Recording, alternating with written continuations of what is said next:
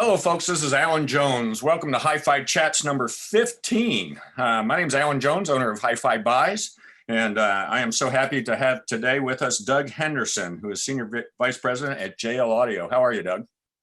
Good. Good. Nice. Listen, thanks so much for taking time out of your busy schedule to join us today. We're all really excited about learning about JL Audio subs. They've got some very unique products for custom install. As well as we'll show you or tell you about one of Doug's little tricks about making a sub decorative that he did on Facebook a while back. Making sub disappear. Yes. Yes. So anyway, I will, if I can, ask you all out there, please to like and subscribe to our channel. It helps us with Google and also YouTube and that kind of thing to be able to help our search stuff and that kind of thing. So appreciate it. Plus, it'll keep you informed of what we're doing. Also, if you will, go to hifibuys.com and sign up for our newsletter. That's also another way for you to be able to be in touch with kind of how we're going forward. So I wanted to let y'all know that all of the HiFi chats, the previous ones, are up on YouTube on HiFi Buys channel, and you can go there and watch them. And actually, most of them are very, very, very educational. Last week we had Garth Powell with Audio Quest, and next week we're going to have Kevin Zaro, who is VP of Sales for Sound United, and talk a bit about Marantz. It's a new line for us, and we're actually very excited about getting them on board. And so we wanted to do a chat with them as soon as we possibly could. And I appreciate Kevin making himself available. So, and also just thanks to all the folks out there that are taking care of us. And, y'all, let's just be kind to one another and understand that even though we're however you want to say we're in the same boat or not in the same boat or whatever, let's just be kind to one another. We're all God's children. Okay. So let's see, Doug, you ready to get at it? I am. All right. Well, let's learn a little bit about Doug. Tell us a little bit about your family and where you grew up. So I grew up mostly in northern New Jersey's suburb of New York City, a town called Franklin Lakes. I was born in Morristown. Oh, is that right? I didn't know that. Yeah, there we go. Those Jersey roots right Yes.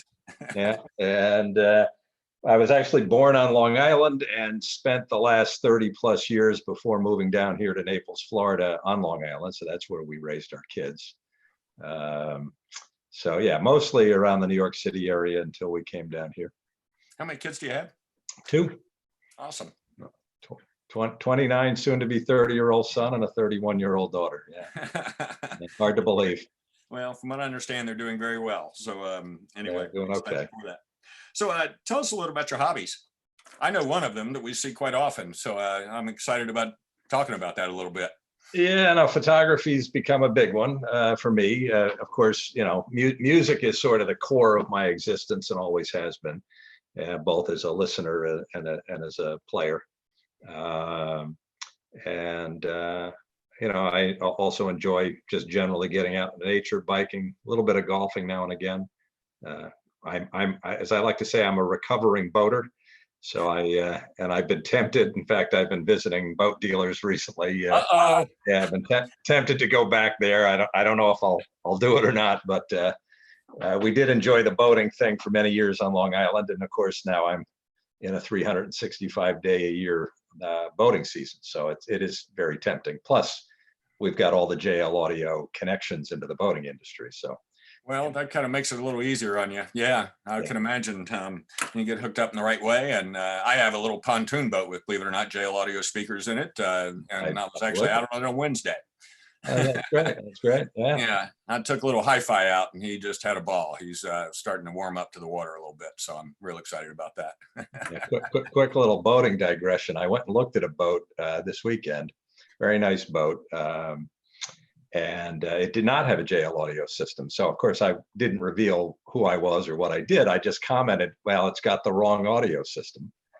And the salesperson says, yeah, it does. Which I just thought was great. That's really good. You could, you might up your sales down there just visiting boat dealers with that comment. Exactly. I'd buy the boat, but wrong audio system. Oh my gosh. All right. I know you play guitar, correct? I do, yeah. Good. Have you played professionally or? As a young man in some kind of bar band, fraternity band sort of thing, I always joke that I'm only doing this because I'm not a rock star, but my professional musical career didn't really go very far, but it's something I've enjoyed throughout my life, and I've continued to play occasionally at well, the HDSA party was one event, and at coffee houses and that kind of thing. I haven't really had a lot of time to try to do more of that, but Yeah. I enjoy it. Well, you've kind of had a busy career, so I understand that, and we're gonna get in and learn a little bit about that. So Yeah. tell us some life experiences, things that have had an impact on who you are. We've all, of course, had our own unique life experiences, and I think that I've been very fortunate. I had a good family, good parents. Grew up in a great nurturing environment. Education generally was at the forefront. My parents were both university professors, and both involved in the arts as well. So sort of steeped in constant learning, which is something that stays with me to this day. I read all the time. I'm trying to read more and watch TV less. Listen to music, read a book. Yep. Pull myself away from our various screens, so, I credit so much of my success to my folks who are both passed now, but had good long lives and left an enduring impact, which I think hopefully I'm leaving on my kids as well. Right? That's how you hand these things down through the generations. Yep. Well, from the experiences you've told me that your kids are doing and that kind of thing, I think they're in a great place, and I know that just can't make you any more than proud as you can be. Well, that is very true, and there's nothing better than having children who become fully formed adults, fully capable adults, and probably nothing more challenging when that doesn't happen. So yeah, I feel very blessed. You should. I am amazed that my parents survived me. So Yeah. I was a little tough, and I know that. But I try and pay it back today and be a loving son. And I think about that with my mother all the time. We had 3 boys in my family. I'm the middle of 3, and boy, the torment we put my mom through.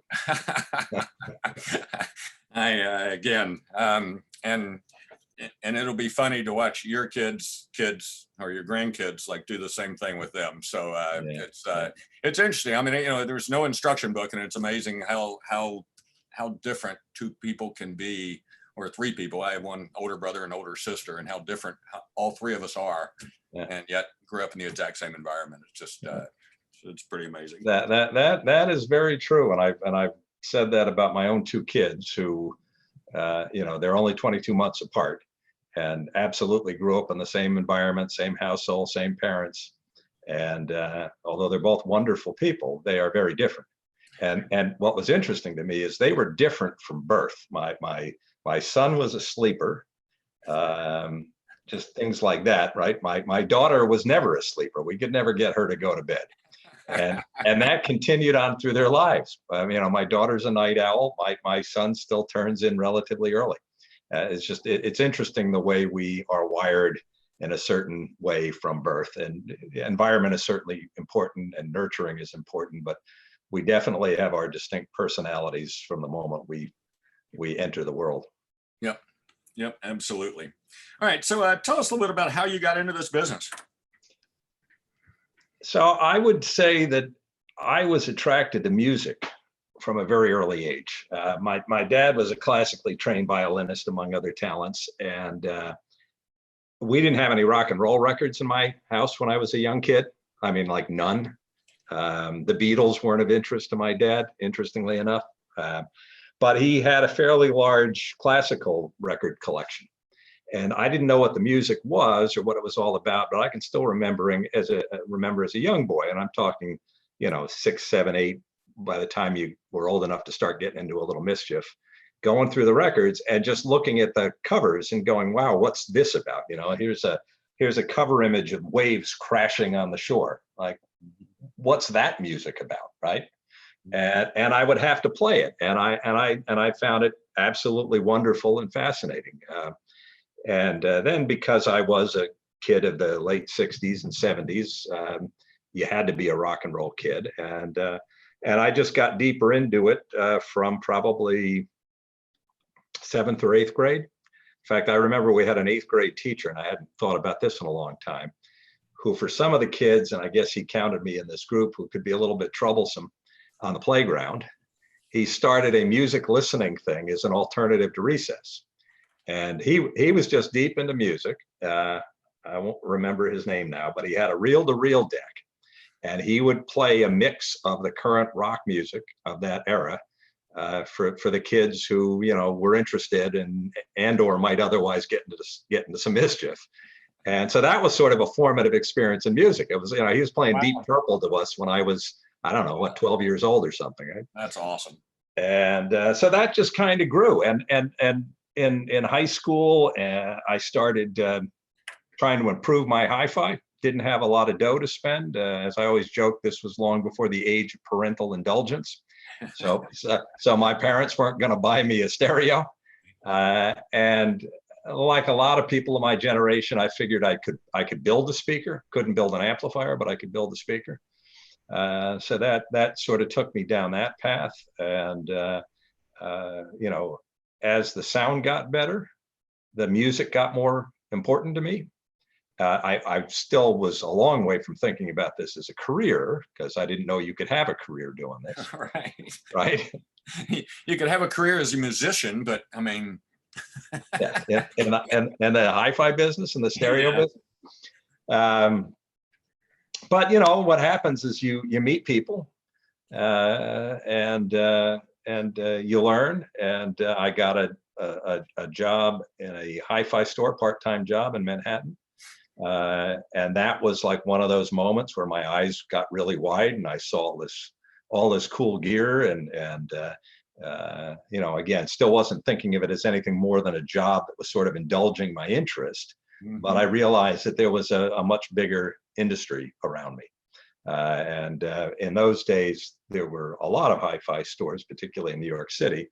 So I would, on my lunch break or when I was going to work or leaving work, I'd visit other shops. Right, and learn more. And again, it was really more because I was working on building my own system than because I was thinking career. Right. But it was a great environment to kind of come of age in. Awesome. Yeah, I've built my own pair of speakers, and that was not a great experience.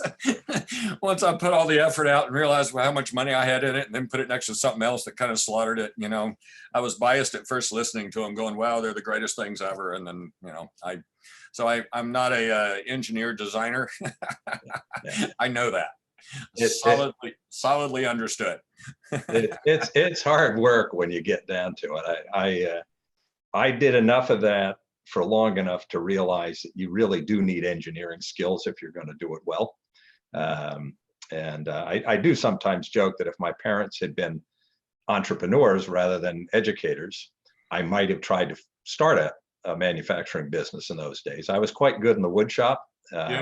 My dad had a lot of tools in high school and grade school, junior high. I always took shop classes. And so I could knock out cabinets and I could make them in different shapes. I didn't really know what I was doing, but I had fun with it. And I might have gone further, but you know, again, this was not part of the plan. Right. The plan was to go to college, which I did, and become a lawyer. Honestly, that was what was preordained for me. I was going to be a lawyer. I did not know that about you.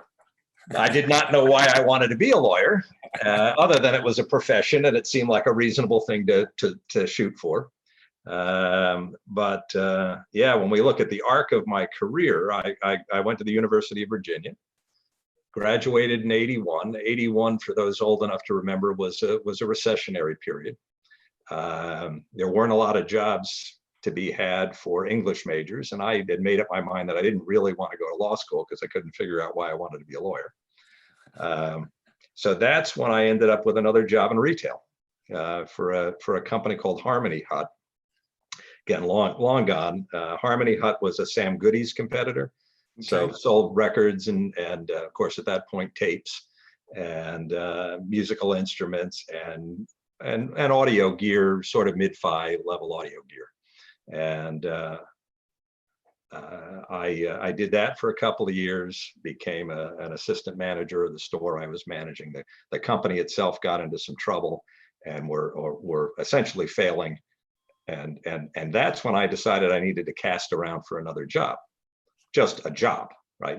Still not thinking career, just all right, this ship is sinking. I gotta go right, exactly. I gotta go somewhere else. And one of my early mentors was a guy by the name of Ed Woodard. Ed was the marketing director for a loudspeaker company called Dahlquist, which you'll remember, Ellen. Yes. And others may. And Dahlquist was actually based on Long Island. I mentioned I was born there, but I didn't grow up there.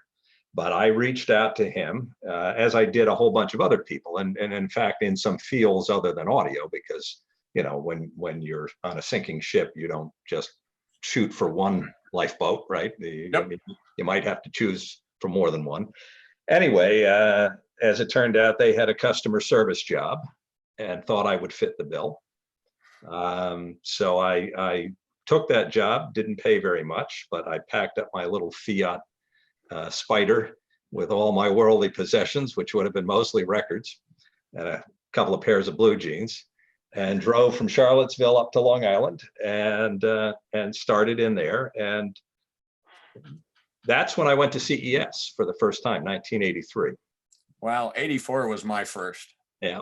So I looked around at CES and talk about eyes. And of course, in those days, CES was a big audio show. And my eyes definitely grew 10 times their size. And I said, my God, this is an industry. This is like something you can make a career of. So that was the pivotal moment where I went from just somebody kind of, going through early stages of life, figuring out what it is you want to do, what it is you can do, to someone that looked at this and said, hey, there's a honest to God career opportunity here.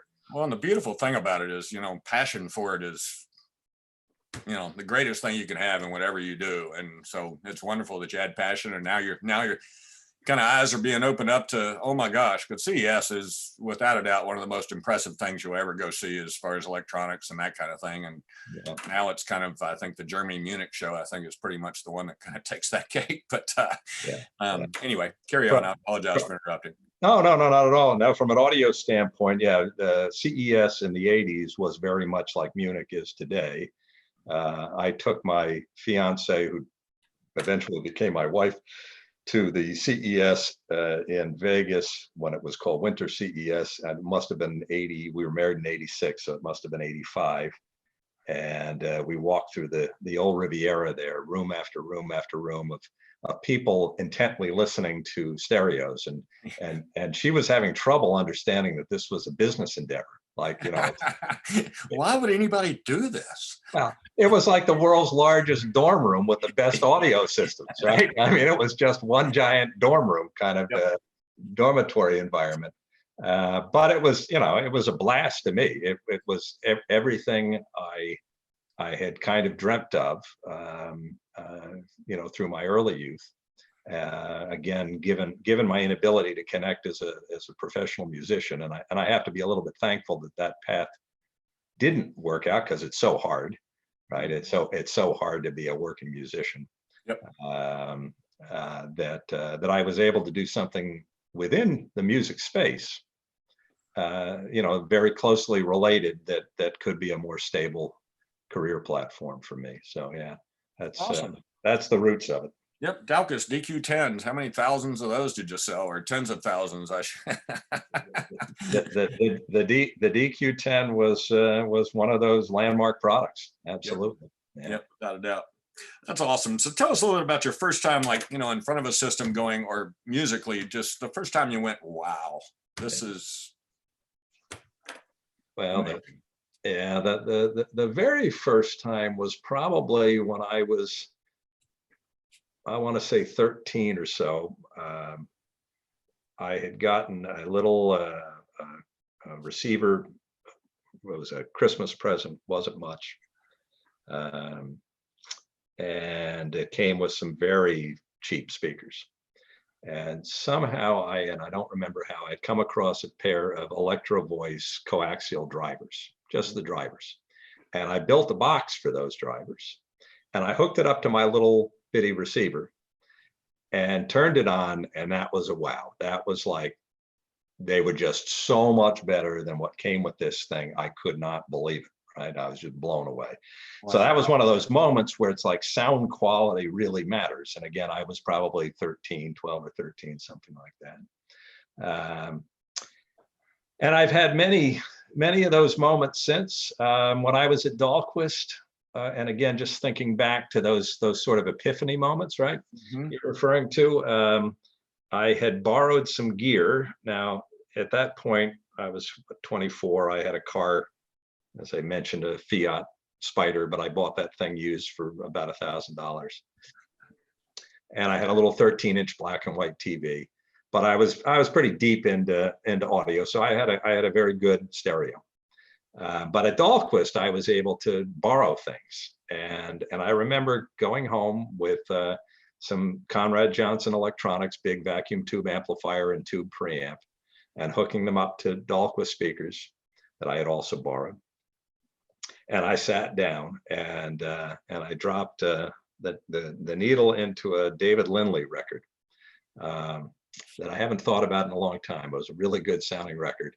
And again, it was just one of those moments where the room came alive, where it wasn't, and that was leagues better, of course, than my little Electro Voice speakers in a box kind of. This was now, there's dimension, there's somebody in the room, right, with me, right? Somebody playing music right in front of me.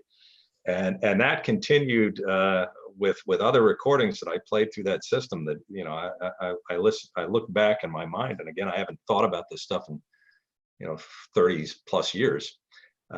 It was a sunny. Sorry for putting you through this. Yeah, no, it's painful. There was a Sonny Stitt recording where I swear to God, I thought, the saxophonist, I swear I saw the bell of his horn move in space, like a glint come off of it. Mm-hmm. It was that kind of palpable reality. And I knew at that point that I was never going to go looking for something else to do in life, that, this was just it. Again, I've never once questioned it. As an industry, we've had our twists and turns and ups and downs, et cetera. But I've never questioned that I'm doing the thing that I was meant to do. I had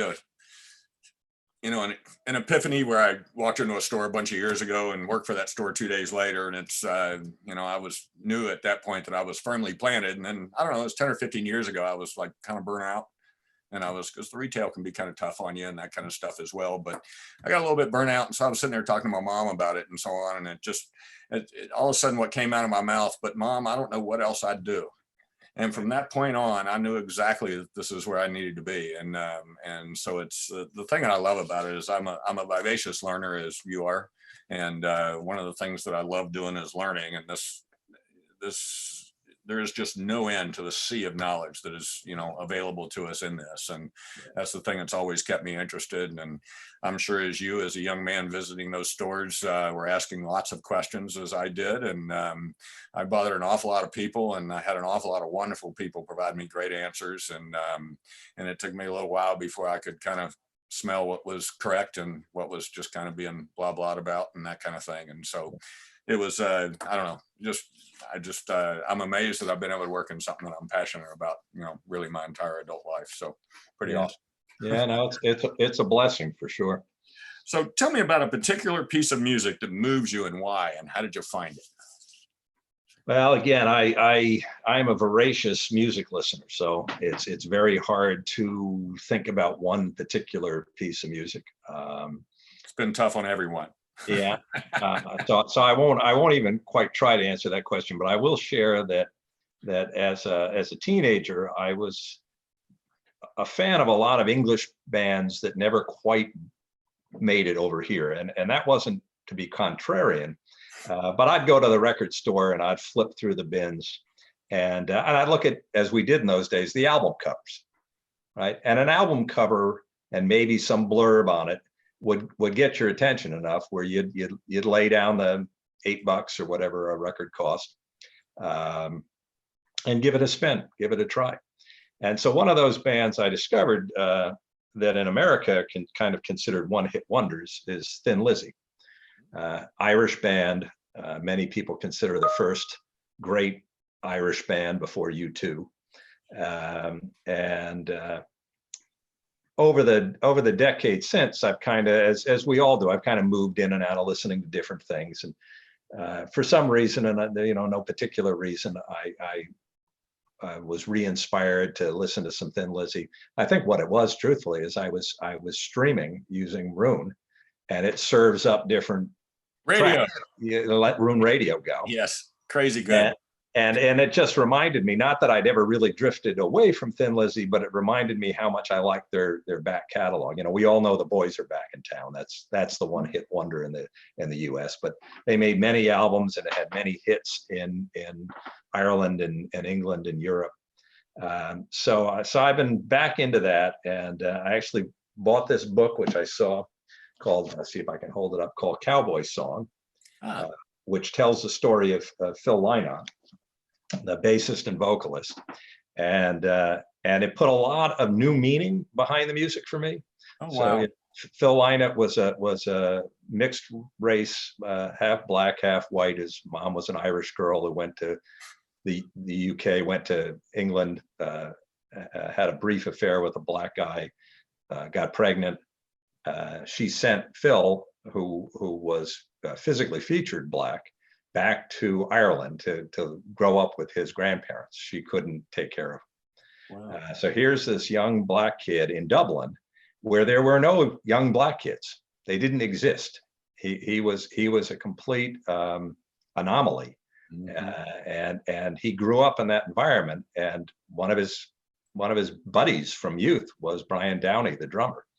And Phil kind of created his own mythology and sort of willed himself to be a rock star. It's one of those incredible stories, like coming out of a background where they were really, really poor. He had every disadvantage lined up against him. He decides in life he's going to be a rock star. I decided I was going to be a rock star. I couldn't cut it, right? It was too. I wouldn't have made it either. Right. It was too damn difficult. He decided he was going to do it, and he did it. And I mean, it's just, unfortunately, his life took a tragic turn with drug abuse and an early death, and that's a great shame. But it's a powerful rock and roll story, and I'd recommend that book to anybody that's interested in rock and roll stories, even if you don't like the music or don't know the music. Will you hold it up for us again, just so everybody can kind of see it? Awesome. Cowboy Song. Cowboy Song. Very well written. Very well written. It's a good read. And so I would say again, that music has remained with me through life, as many other bands and artists have. These are interesting relationships that can go on for decades, right? With people that you've never met. Yep. And yet, I used to say it's like a letter from home when a new album comes out. Like, I can't wait to see what they're up to now, or what this artist is doing now. Yep. So it's a very deep connection. Well, and the memories that, it's, I think that's something that's been talked about on every HiFi chat, just about the memories of the songs and what they do for us and that kind of thing. And I know that I've had certain experiences where I've had chills come up on my arm, and all I have to do is think about that time, and I get those same chills going up and down my arm. So it triggers some very deep memories for sure. So I think you mentioned, actually, probably I've already answered this question, but who are your mentors in this business life? Well, again, I always give a shout out to Ed Woodard, who's not well known in the business. He was an early mentor of mine. Again, was the marketing director for Dahlquist Speakers, and he was also somebody that had some driver connections, raw component connections. So when I was cobbling together my own speakers as a high school kid, he was helpful in that regard. He led me to Dahlquist, which started my career. So he deserves that. I had a brief opportunity to get to know Saul Morantz. Saul was an investor in Dahlquist. It was at the end of his career, actually had retired when I had gotten there. But Saul was somebody that I spent some time talking to and listening to music with. And I look back on that and say, boy, you know, as a 24-year-old, I didn't appreciate that this kindly old guy was a legend in this business. But I look back on it now and say, how cool was it that you were able to sit in Saul Morantz's living room and listen to music and talk hi-fi with him. Right? So, and then it went on through my career. I owned a rep company in Metro New York after Dahlquist for many years, for over 20 years. And we represented some terrific high-end brands, audio brands, Audio Research, Krell, Meridian, B&W, really for that period of time, kind of a who's who list of brands. And I got to know the principals of those companies very well. So my education just kept getting deeper and deeper and my appreciation for the way different companies came at this market and their guiding philosophies, which ultimately are all very similar at the end of the day, right? Because they're trying to recreate this living experience that we call music. Right. But they do bring different perspectives into that and try different technologies to get there. So that went on, and then I was fortunate to be offered a job at the factory level with B&W, which I accepted in 2007 when I left my rep business, and ultimately was the North American president and CEO, working for the chairman and owner, Joe Atkins. So I spent a little over 10 years working with Joe, and again, have to give him big credit for evolving my skills as a businessman, right? And that whole experience was really sort of crucial in, again, getting to the next level of understanding how a business runs, because as a rep, you're a salesperson, and it's an important role. But when I went back to the manufacturing level, I now had to make decisions which would actually result in the factory doing things and producing products. Right. You know, if you're a salesperson, every salesperson's got, 100 opinions about what should be done, but not necessarily any responsibility, right? So if the idea is a bad one, well, oh well, right? Not me. Not me. But if you're the guy that says we need to make 20,000 of these things, then you're kind of on the hook. It takes your responsibility to a new level, and of course, I had that responsibility as we turned into the Great Recession of that period. So it was a bit of learning by fire, but certainly learning, and I enjoyed that, and that ultimately, when the company was sold, led me to leave there after as I said, a bit over 10 years, and ultimately land at JL Audio.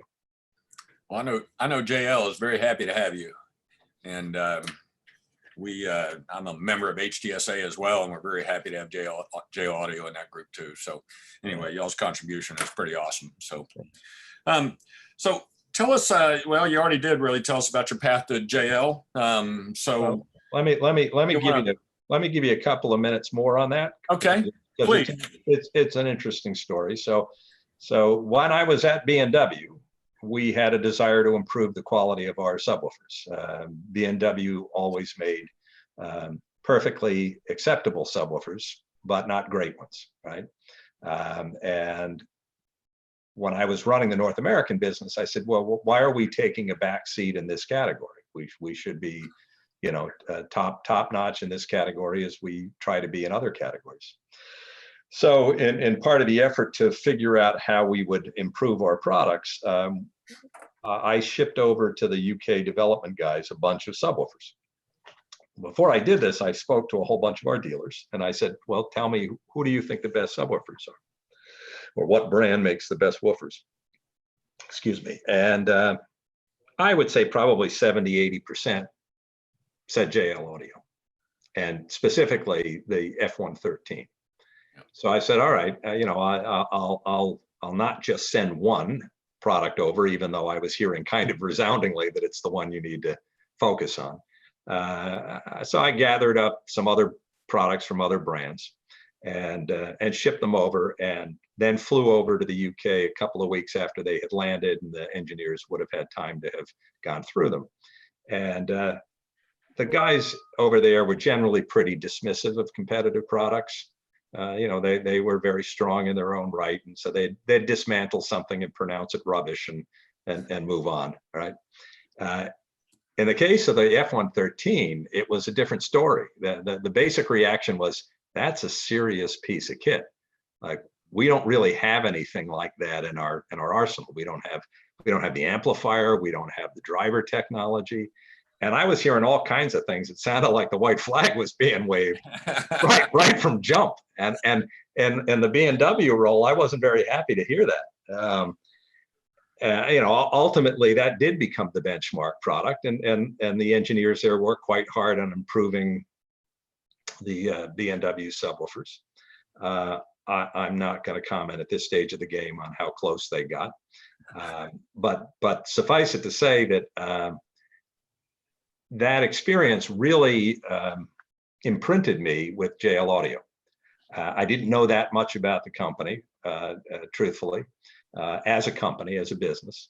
But when I realized that some of the best minds in the business were struggling to measure up to this product, I said, those guys have to know what they're doing. Mm-hmm. So yeah, when I left B&W as a consequence of the new ownership coming in, and just, you know, classic case of divergent views in terms of where we should be and who we should be, I had a non-compete that I had to honor, and I spent some time. Thankfully, the non-compete gave me time to do some further research, and aside from taking a lot of pictures during that time frame, I made a list of companies that I thought were interesting that I might be able to add some value to, given my background. JL Audio was on the top of that list. Now, a whole bunch of other brands, and I'm not patting myself on the back too heavily, I hope, but reached out to me and were offering me a new gig, and that was very flattering. JL Audio was not one of those companies. They didn't reach out to me.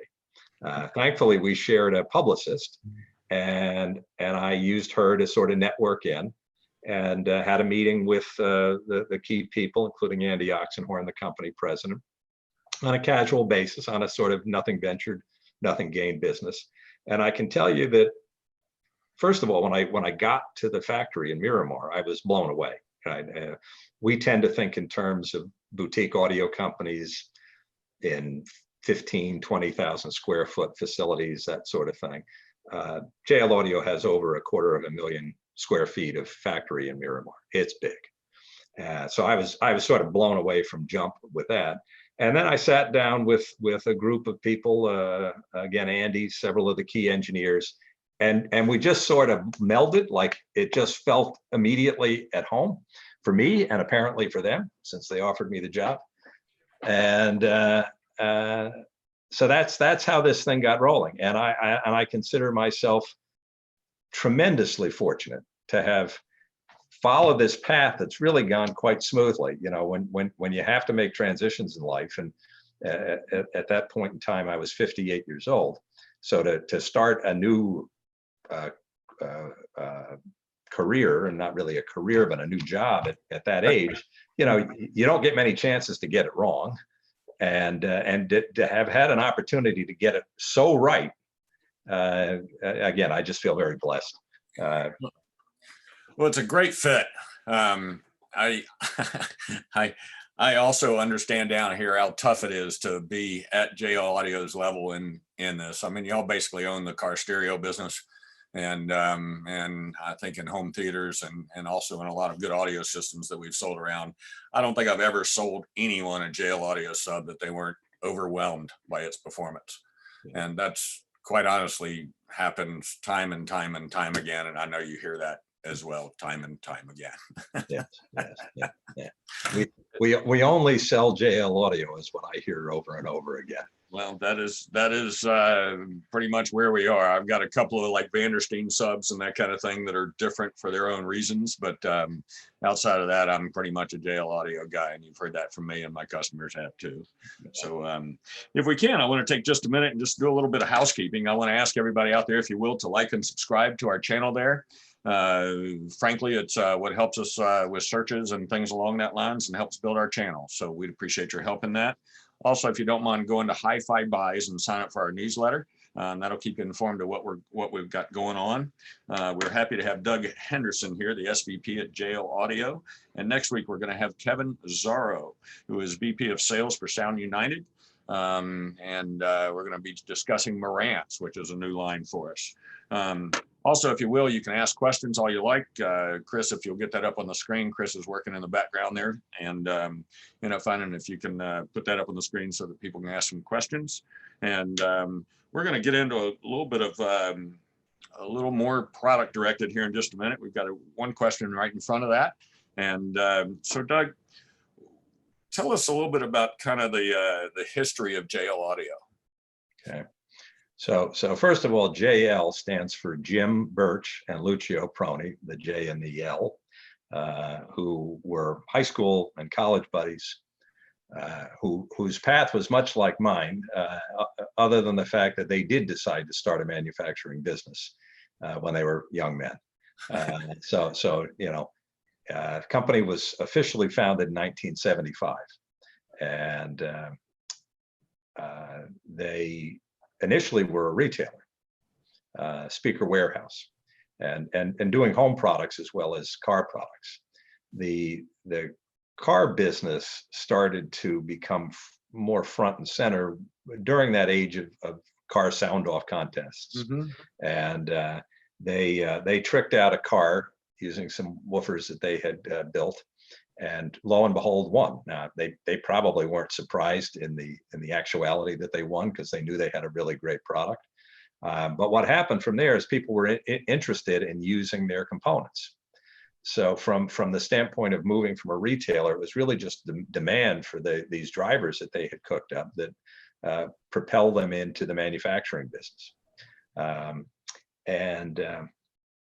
It's gone on from there over the decades. It's a classic sort of bootstrapped, privately owned business, driven by passion and driven by sort of endless curiosity to how can we make something better, and the skill set sort of follows the curiosity because it drives that. You have to oftentimes in this business invent things. You're building on technologies that exist, but when you want to make it better, you've got to come up with some new wrinkle to achieve that. So yeah, Jim is head of HR all these years later. Lucio is CEO and chief designer. He primarily spends his time on the design end of things. We've got a very big and capable team around him to run the day-to-day, but they're still very much in the saddle. That's awesome. That's awesome. I have always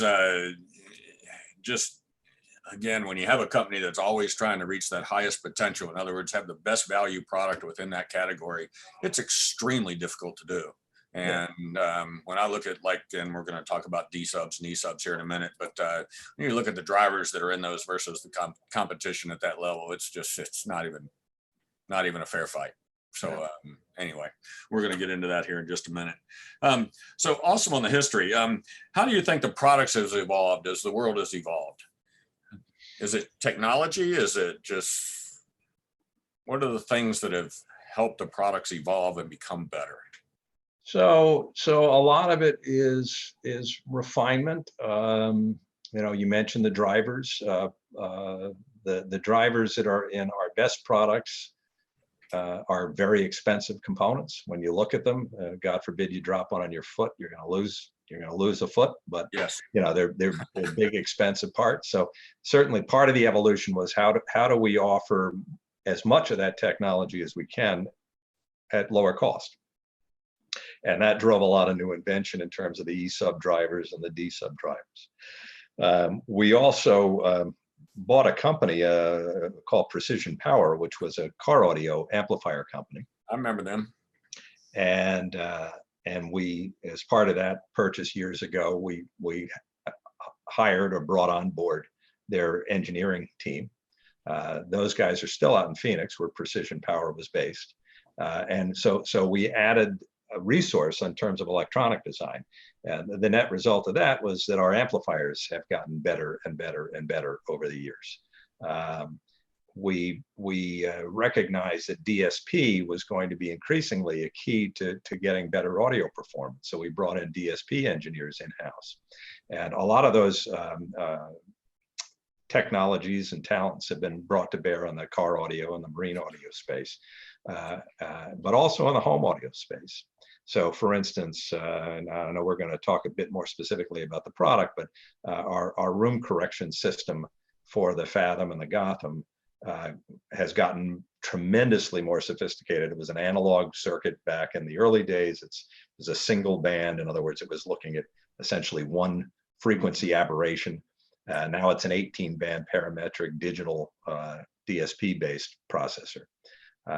So, you know, essentially we brought all the elements that go into making a subwoofer together: driver, enclosure, electronics, DSP, and have refined those technologies and developed new technologies along the way. Isn't it amazing how it has come up with every manufacturer out there that basically it's a whole bunch of little things that you do that combine create that bigger or next level difference. And, you know, I don't know how many times in my store and, you know, it can't get better, but it always gets better. And it's just amazing to watch technology and the amount of engineering and the people that are in this industry and their passion that drives that engineering is just it's pretty amazing to watch how far it can go. It's very exciting. In JL Audio's case, we tend to go top down. So the interesting thing is the very first product we launched is still considered the best subwoofer in the world, the Gotham. That was launched in 2004. And you probably remember, I remember the CES where they launched that. I didn't have a chance to go take in their demo because it was always a long line to get in there, and I was working, you know, for a competitor.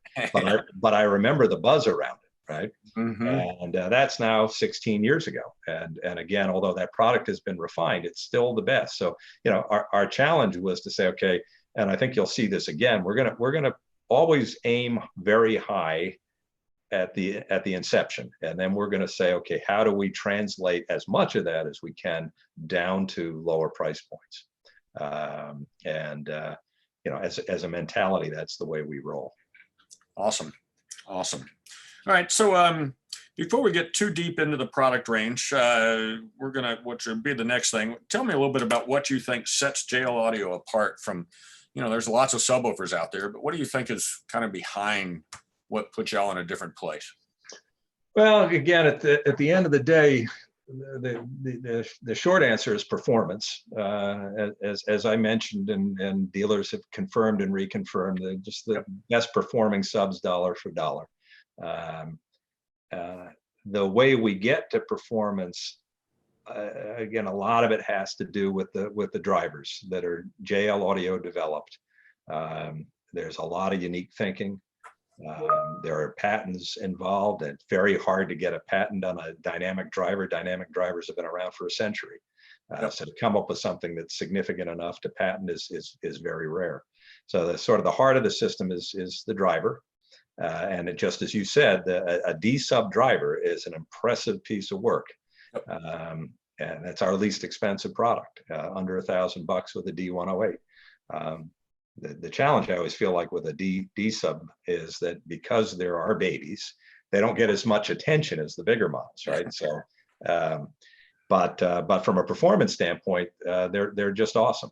So driver, and then credit the electronics guys with the quality of the power amplifiers, which is obviously the other key component in a subwoofer. Yep.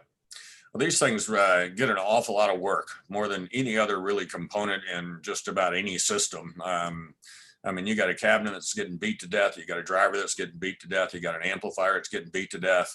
And I mean, I always tell everybody, buy more sub than you need so that they can relax a little bit. And you'll wind up with something that's really good. And we're going to talk about how many of those you should have in a room too in a bit. So let's start off with D-Sub. D-Sub is, again, the entry level of it. They're called Dominions, D108 and D110. They're both available in black, ash, and gloss.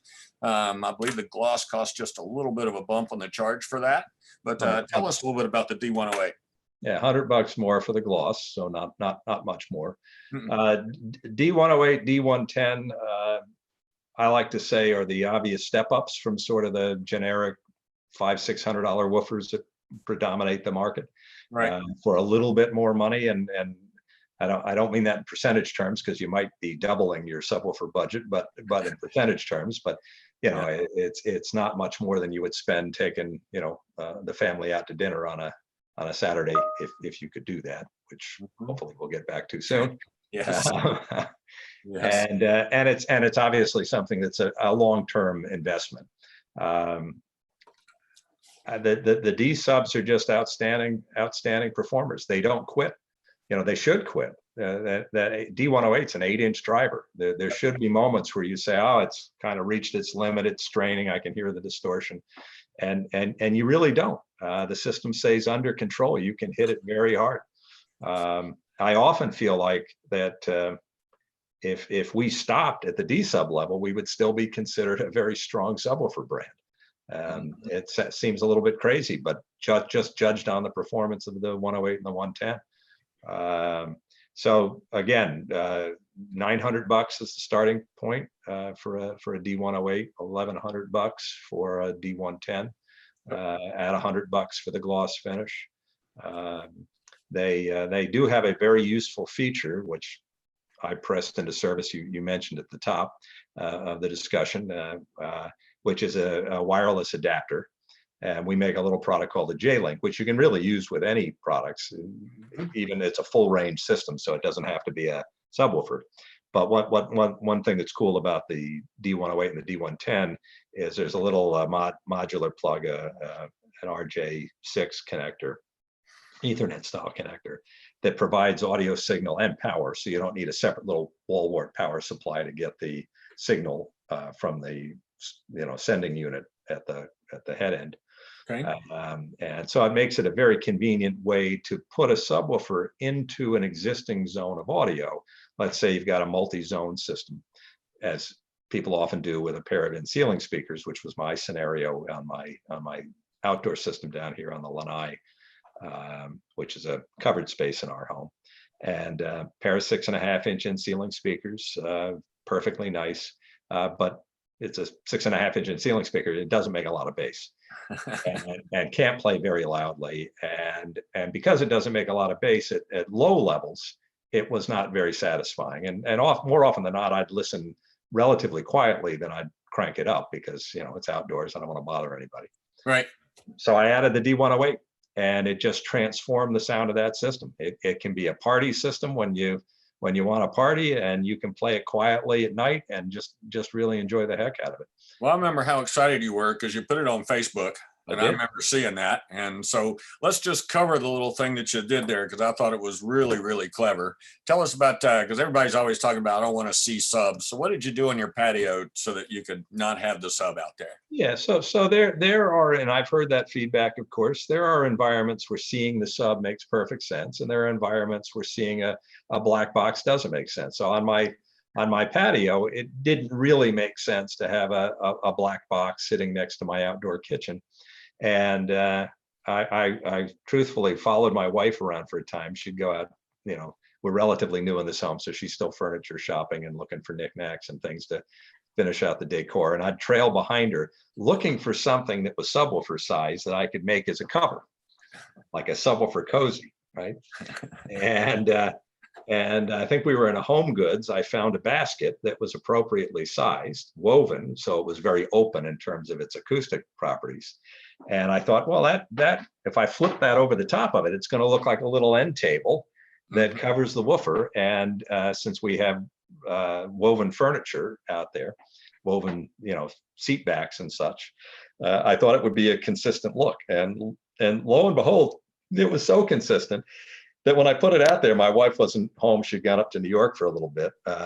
She came back and didn't raise an eyebrow about this nice little sort of table thing on the patio until she tried to move it. And she said, what is with that basket? It's really heavy.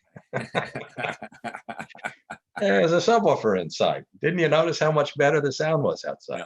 I thought That was pretty cool and clever, and it's a great idea for somebody who's even in a home. If you're trying to hide a sub, you can take a basket, flip it upside down, and hide it a little bit. So actually, it's a nice deal. And there's 100 ways inside the home, you know, whether it's just tucking it behind a plant or behind a sofa or Yep. in the corner behind near a bookcase or something where it's out of the visual sight line.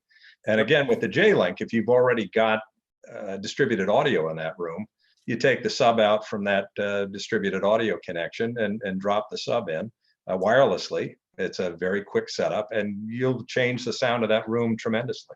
J-Link has been a great device for us. It actually works, which is nice. Unlike many of them, yes. Unlike some of them, yes.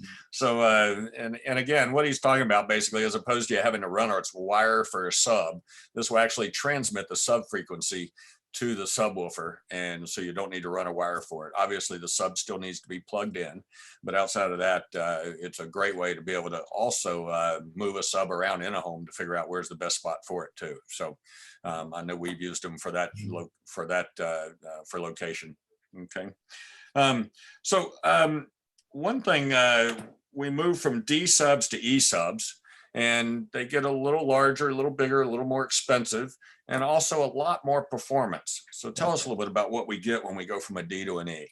So you hit on some of the key things. Again, the heart of an E sub is the driver, as it is for each of these systems. And the E sub was our first driver built from the ground up for a home audio application. So the big Fathoms were actually derived from the W7 platform that's used in automotive applications. The E sub was an effort to get as much of that performance into a less costly framework, because, you know, again, the ambition was to bring down the retail price. So it's kind of like I say it's like a turbocharged 6-cylinder engine versus a big V8. We had to do some things kind of with finesse that we could kind of get away with brute power, and not that's, I mean, the Fathom drivers are very much full of finesse as well, but we had to take material cost out. So it's a really inventive driver that uses dual spiders. Spiders are part of the suspension elements. Virtually every driver has a single spider which sits behind the cone. Doing it out here, the voice coil attaches to the spider, and then you have the outer surround, of course, that we all see at the front face of the driver. That's your suspension, and Right. and the spider's job is to keep everything aligned. In the case of the E-sub, there are actually two spiders. It's a very deep basket, and the depth of the basket gives it tremendous excursion capability. Adding the second spider prevents the cone from twisting through these large excursions.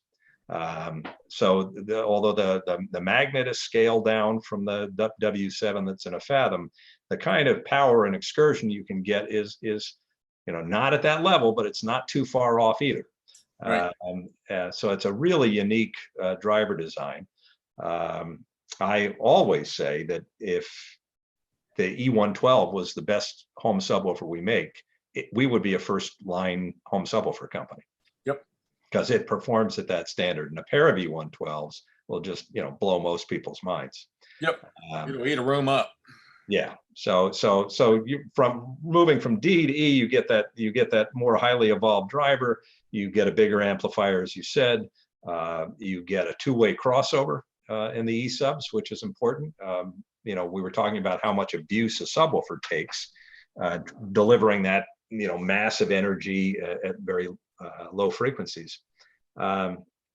If you have your main speakers also trying to reproduce those frequencies, and they're not well suited to it by comparison to a dedicated woofer, you add tremendous stress and distortion to your main speakers. And it almost doesn't matter what those main speakers are, because those bass drivers in your main speakers, even if it's a three-way system, play well up in frequency, 350 hertz or more, with a sloping crossover. You've got a lot of lower mid-range that driver is being asked to cover, as well as deep bass. So when you put a two-way crossover into the system, you relieve the stress on that main speaker, you lower the distortion, you make the whole system faster and more open sounding. So again, that's a further distinction between D and E, is to get that built-in two-way crossover, which is a very smart thing to use. Yep, absolutely. We have learned, even with your CR1, which we'll talk about in a little bit, but it's a pretty amazing device. We put those in several systems with some JL Audio subwoofers. And when you use that crossover and you go back out to the main amplifier and you relax that amplifier's ability to not have to produce that bass as well, that amplifier starts to sound a lot better. Yes. And so you end up finding there's a lot of positives that come from getting a crossover in a subwoofer system.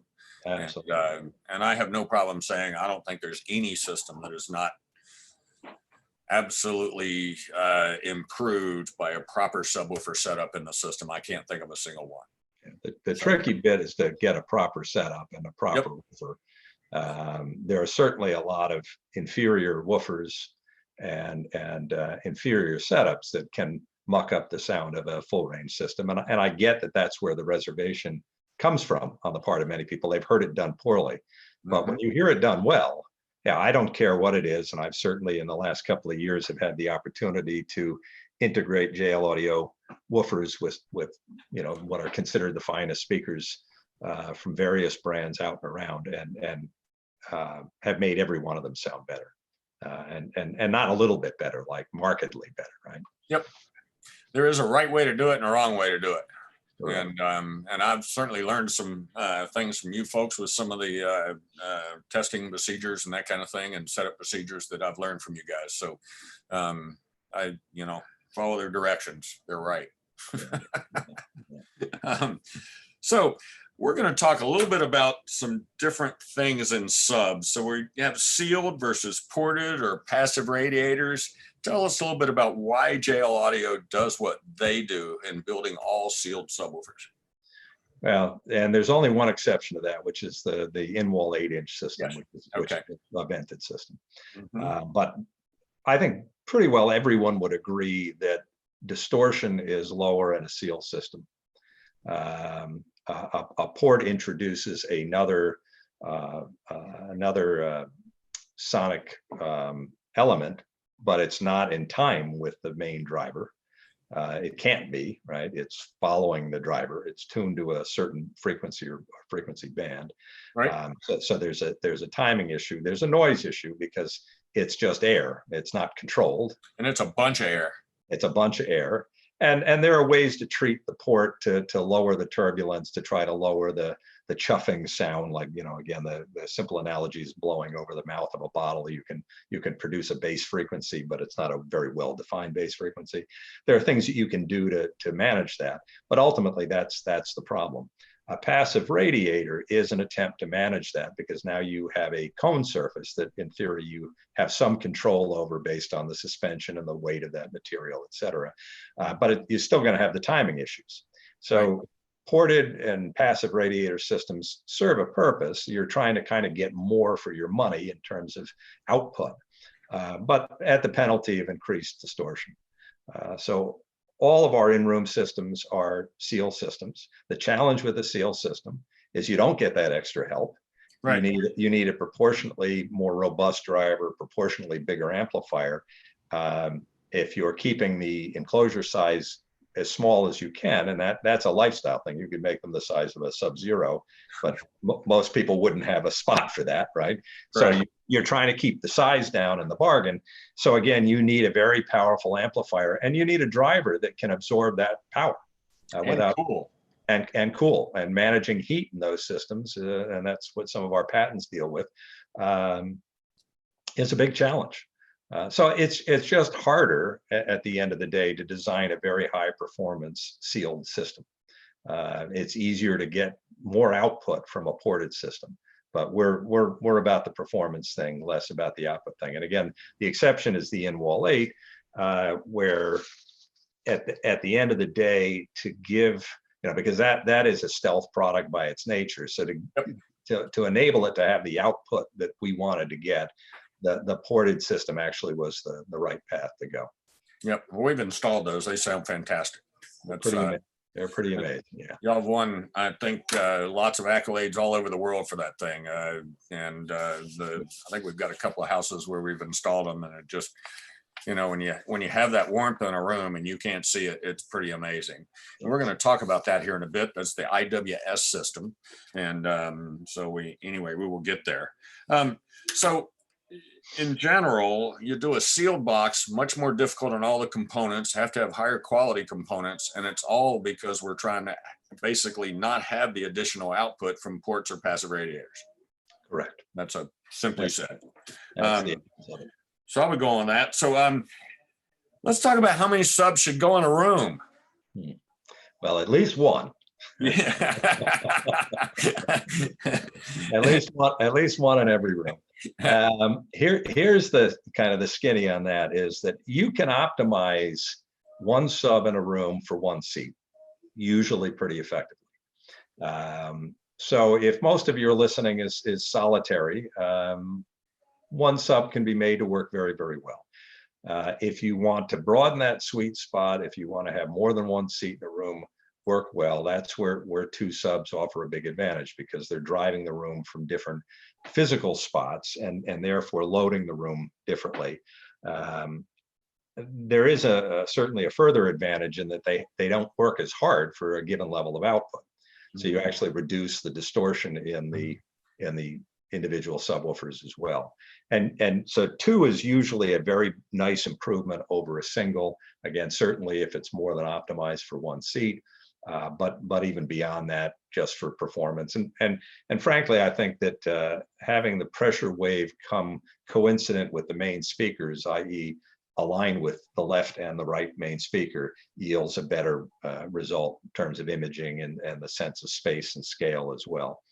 So my primary system has a pair of F112s, and it works very, very well. You can justify going beyond two. Yes. And when I say justify, I mean on the basis of good acoustic science to load the room from a third point, usually towards the back of the room or the side of the room, and four will yield even smoother response and lower distortion. When you get beyond four, unless you're talking about a very big room, the benefits really fall off pretty dramatically. And so as a subwoofer manufacturer, we'd love everyone to have 12 subs in their room or 20 subs in their room.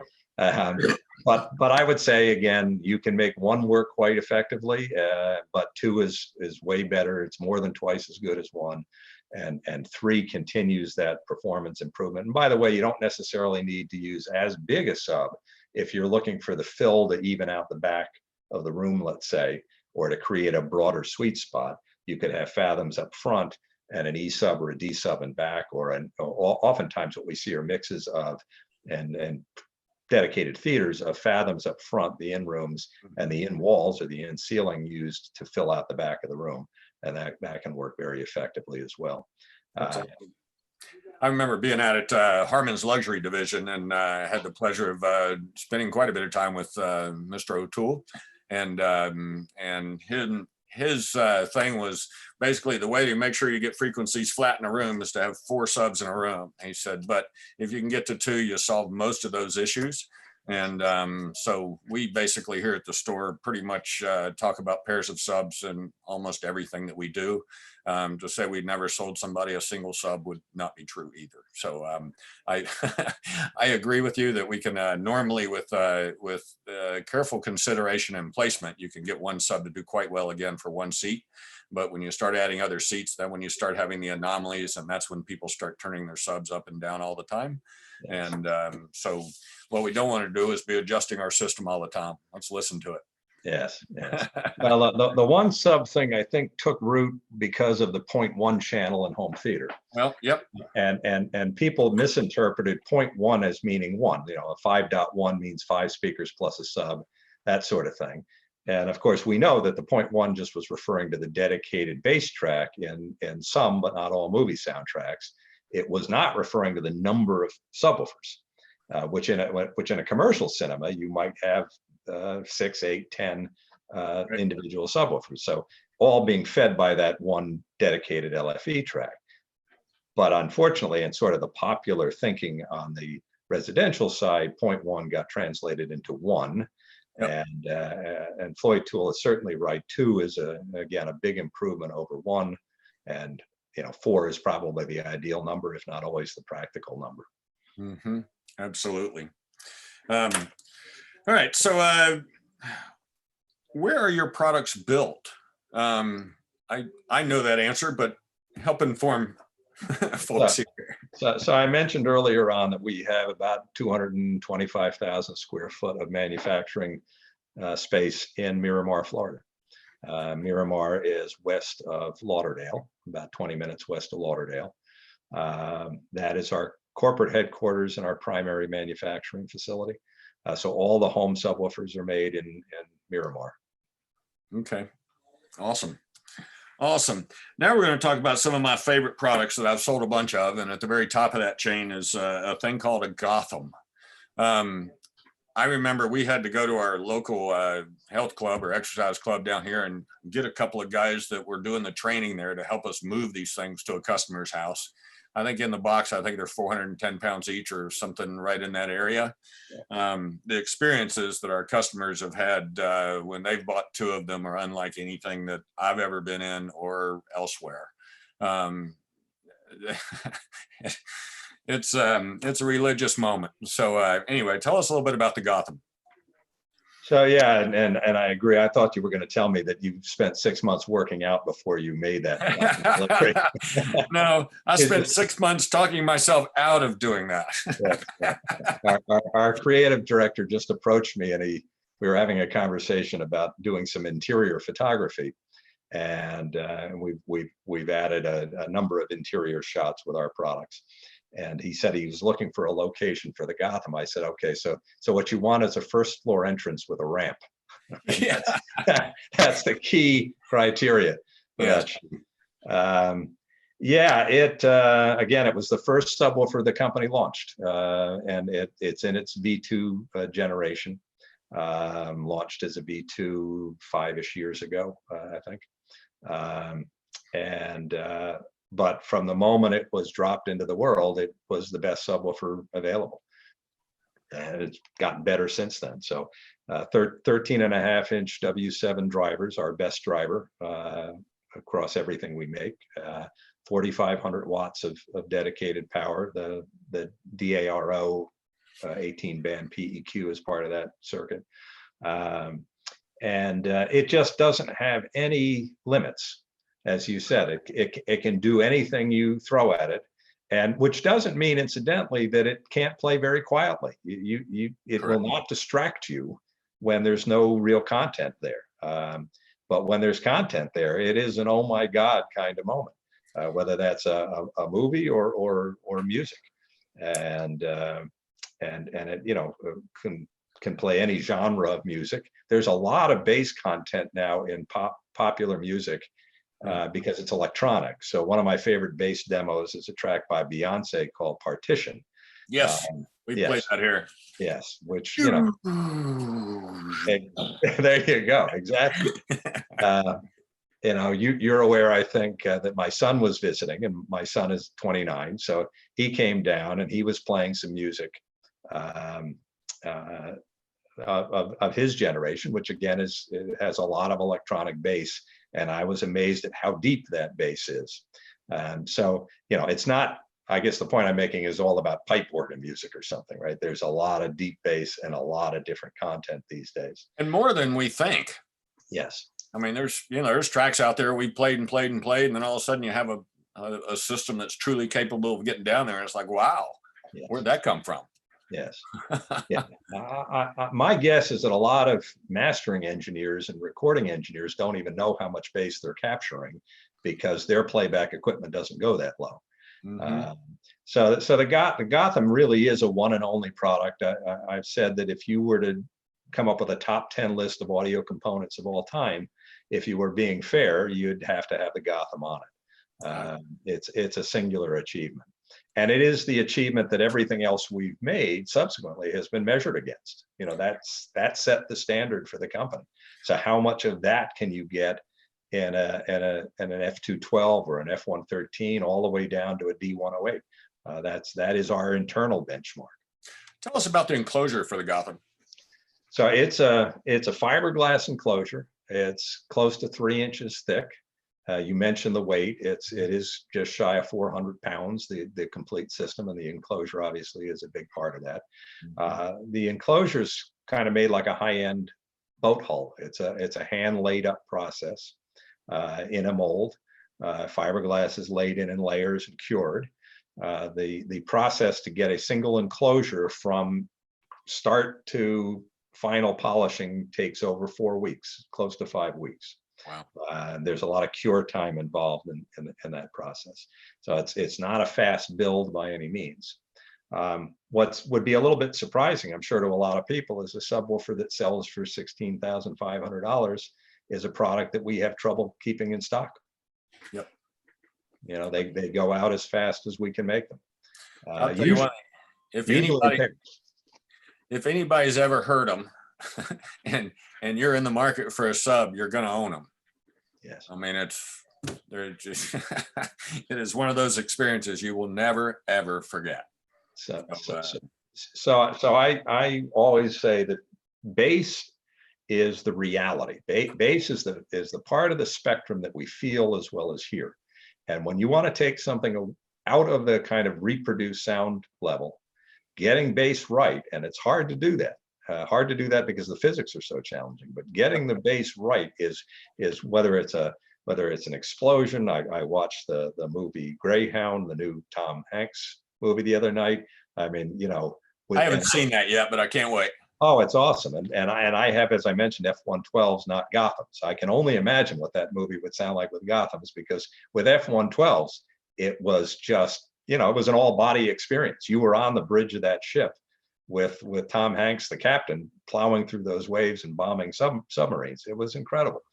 Get out of those boat places and just get you a pair of Gothams then. Well, that may be it. I'll just watch that movie every weekend. All right. Very good. So from there, going down, we basically have the F-110, F-112, the 212, and the F-113. I have sold a bit of all of these. And again, just the build quality, the ability for it to be, I mean, and I'll go back and say one more comment on the Gotham, and that is that you can go into the room and literally get that thing to a volume that is almost frightening. And it's not something that most subs can do. So the thing is definitely, if you're a customer that likes things that are overbuilt and as solid as they can possibly be, that is right up your alley.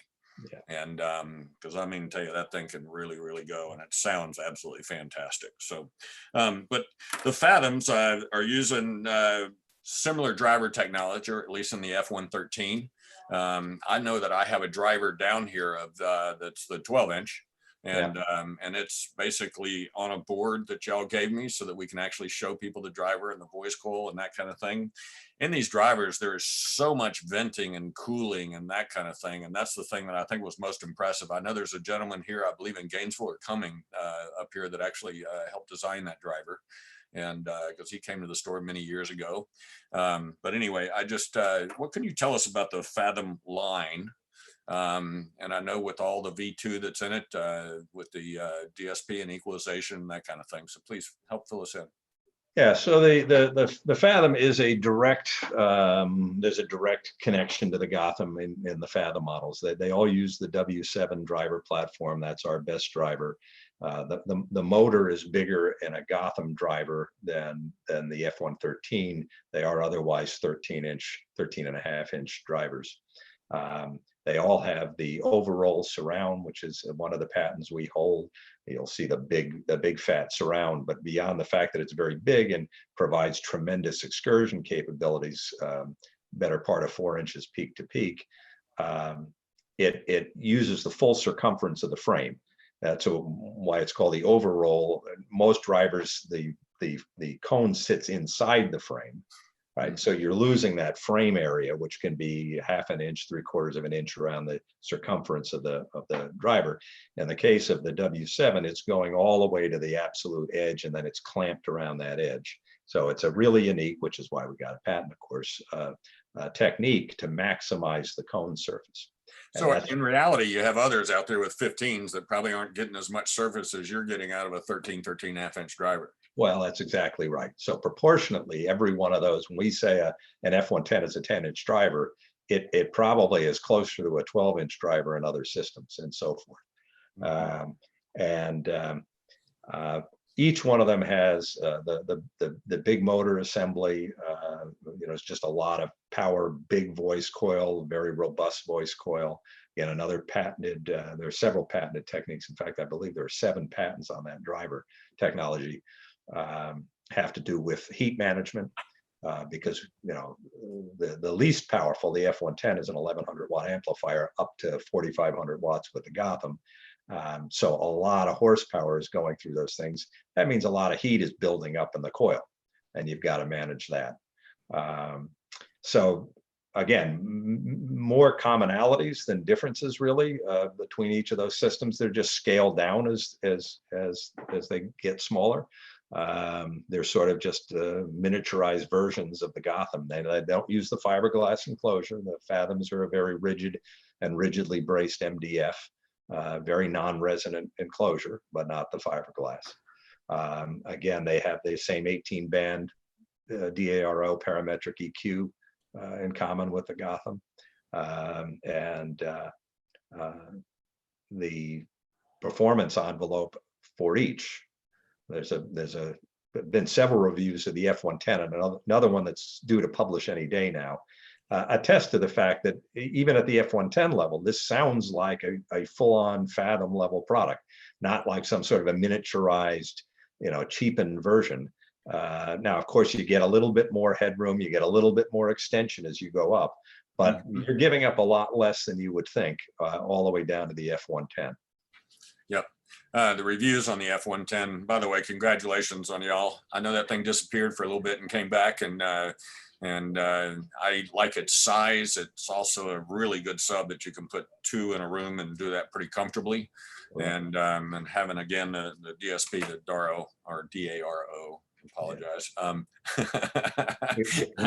We say it both ways. So okay, all right. I didn't want to be against company culture here. But you end up finding out, I am, again, just amazed at those. We've got in our theater up here, we've got a pair of 112s like you have at home. We've been in with the 113s. We've done the Gothams out in homes, and actually that customer was kind enough to let us play at the store with him here for a couple of days before we brought him out. And I mean, just wow. The thing that has always amazed me when you do this, there's always some great people that are around, and you have a great factory. And tell me about kind of what the factory life is like. I know you don't see it right now, but you want to reminisce with us for just a moment? And yeah, I've only been back once since the middle of March, it's as I mentioned, it's a large facility, 225,000 square feet. We had to shut down for COVID for about 3 weeks, which actually we use constructively to go through and reflow a lot of the production areas, make it more efficient, reflowed some of the storage, just as with our homes, over time things get cluttered, right? Yep. So we actually use that production break very constructively, and brought in some new machinery as well for future products that we're working on. Yeah, it's a very impressive facility, down to a state-of-the-art machine shop, the likes of which my former company, the engineers there would have killed for, because we make our own production machinery. And so we make the production machinery in our machine shop on hand. We make production or prototype parts in that facility, driver baskets, and those sorts of things. So it's really from that level of taking a hunk of aluminum and throwing it into these 5-axis lathes to cut it down to a shape that's useful to us. So it's manufacturing at that kind of core elemental level. Of course, manufacturing domestically means that we can keep very close tabs on quality. The engineers are sitting in an office not very far removed from the production floor.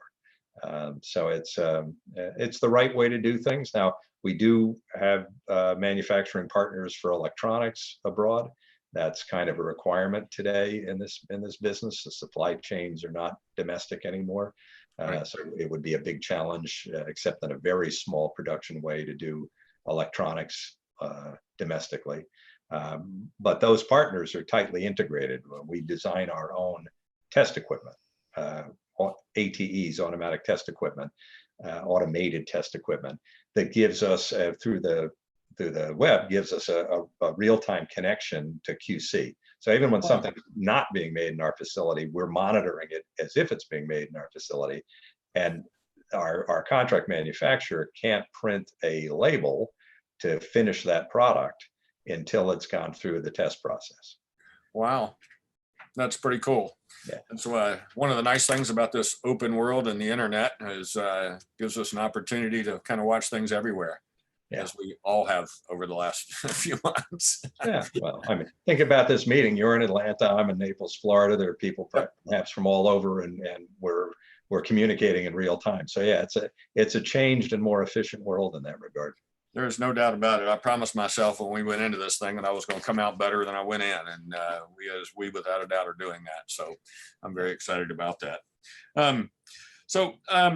IWS, these are your in-wall systems, and tell us where kind of that idea came from and how it's adapted. Well, obviously the idea came about because of market demand. The world of custom installation is often the world of stealth, making things kind of visually disappear or at least be minimized. I suppose in our heart of hearts, we'd prefer it if everybody saw Gotham in their room as the work of art and sculpture that it is. Yes, right. But that doesn't always work. And so the ambition there, as it always is how do we get JL level performance out of an in-wall subwoofer? And that's tough. Certainly, just putting a subwoofer into a sheetrock cavity is not going to do it. So we needed an actual enclosure that could be made rigid enough, structurally sound enough that it would not vibrate or otherwise cause distortion of the wall or of the base coming out of the wall. Mm-hmm. So those enclosures are all made in Miramar. They're made from birch ply, which is very strong and relatively thin. They're all rigidly braced as a matrix style construction through them to keep them from vibrating. One of the cool little details is that the guy who does final QC uses a stethoscope under power, i.e. playing bass, and travels up and down the enclosure surfaces and around the driver to make sure that there are no air leaks or rattles or anything else that might be a problem, because we know that it goes in a wall. You don't want to have to open up that wall because something is buzzing, right? That's for sure. So we make them very, very well, but we also test them extremely thoroughly before they go out. And as anyone that's heard one would attest, they are in fact a JL audio quality woofer that happens to go on a wall. We've got two models, an 8-inch, which is quite stealthy, a 10.5-inch grill, and a 13.5. And there's unique driver technology in both of those systems, which we can talk about. The 13.5 is often used for full-on home theaters, media rooms, again, giving up very, very little to the in-room models from a performance standpoint. We would generally regard the in-wall 13 as equivalent to an F112 if it were an in-room model. A pair of them will outperform an F113, and anyone that's heard those in-room woofers knows that means a lot. Yep. And take up no floor space in the bargain. So they've been very popular products.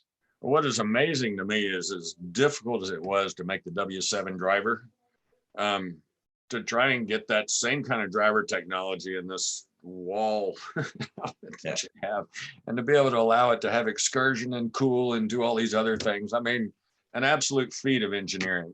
So do tell us a little bit about those drivers. So I completely agree. Of course, those drivers are really works of art. Yes. One of my colleagues refers to them as the world's biggest tweeter because they do have kind of a tweeter design Yes. in a way, but with excursion. Tweeters don't have to move really at all, right? Correct. These have to move 2 inches roughly or better to produce the low base. And as you say, they have to do that in a 3.5-inch cavity. So the key invention there was something we call the concentric tube, which is basically a means of bonding the suspension elements, the outer rubber surround that we see, and the spider elements together in a very flat structure that the magnet actually, of course, I'm doing the hand thing, the magnet actually nests inside of. It compresses that whole moving system and the magnet internal. So the voice coil actually wraps around the circumference of the magnet rather than the voice coil sitting within the magnet, Right. if you can follow that. And again, that's a patented bit of technology and unique in the world. And it gives us a flat driver that actually can move quite a lot, can physically give us the sort of excursion you need to deliver deep bass. As I mentioned earlier, the 8-inch system is a vented system. The 13 is a sealed box. The 8-inch system not only benefited from a bit of the help of the port, but understanding that the venting is done through the same aperture as the driver. So that is a coincident sound. It's not a separate point of sound. And it helps linearize the 8 as well. So the air column and the enclosure actually prevents the driver from getting into trouble. It's tuned for the right frequency to accomplish that. So that's one of the reasons why you can play Beyonce's Partition on that little old 8-inch in wall and have your pants legs flap and just stand there going, this can't happen. Like this, they have defied the laws of physics. Somebody's finally done it. Well, it is amazing. I don't know how in the world.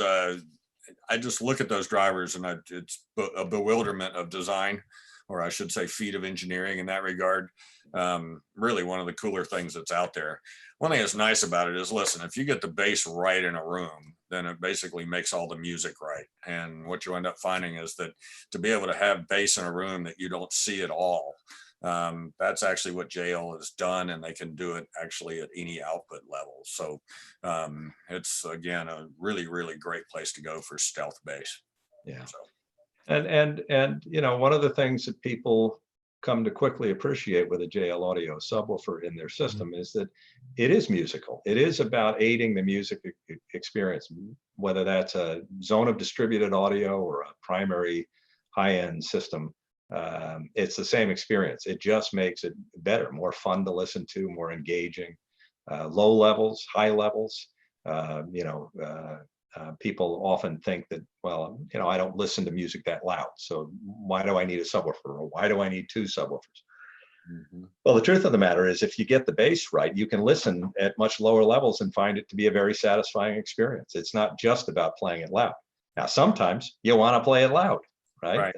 And you shouldn't have any limits on the system in that regard. On Saturday night, everybody's enjoying some adult beverages and you want to crank it up, you should be able to do that very cleanly.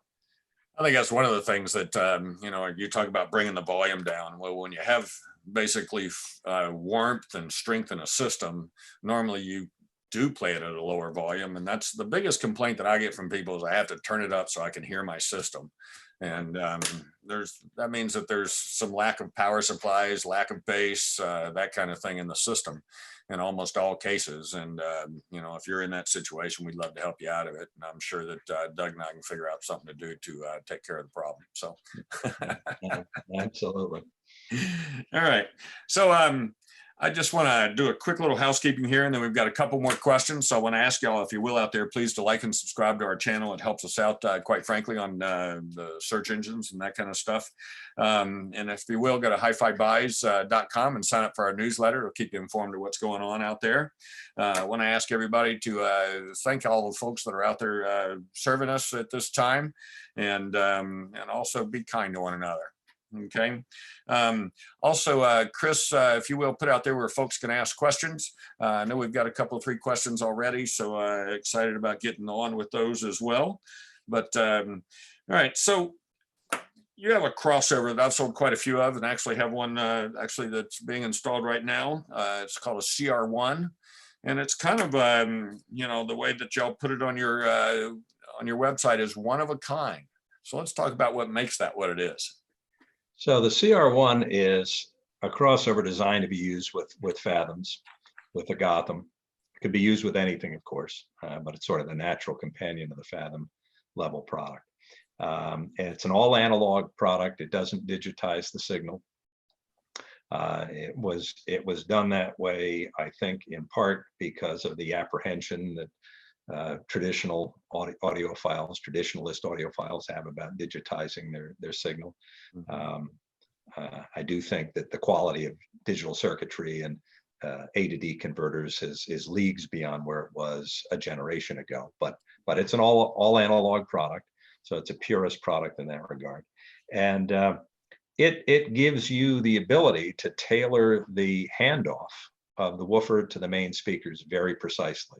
So starting with the ability to have separate crossovers for the mains and separate roll-offs for the mains and the subwoofer, and based on the characteristics of the main speakers and the room location, you may want to do that. You may have a roll-off starting at 70 cycles on the main, but 60 cycles on the low pass for the woofer.